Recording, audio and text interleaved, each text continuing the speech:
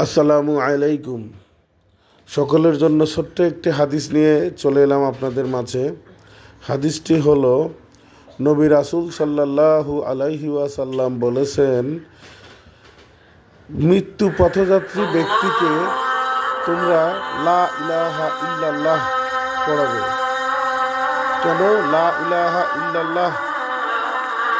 যদি কোনো ব্যক্তির মৃত্যুর আগে মানে শেষ কথা হয় লা ইলাহা ইল্লাল্লাহ, তাহলে ওই ব্যক্তি জান্নাতে প্রবেশ করবে। এটা নবী রাসূলের কথা।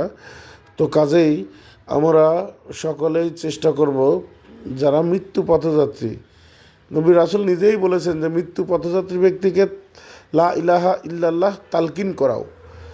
কাজেই আমরা চেষ্টা করব মৃত্যু পথযাত্রীদেরকে, যারা দেখতেছি যে হয়তো মরে যাচ্ছে কিংবা যাবে এরকম মনে হচ্ছে, তাহলে তাদেরকে অবশ্যই আমরা লা ইলাহা ইল্লাল্লাহ পড়াবো এবং আল্লাহ আমাদের সকলেরই মৃত্যুর সময় যাতে কলমা নসিব করে দেয় আমাদের জবানে, সেই কামনাই করি।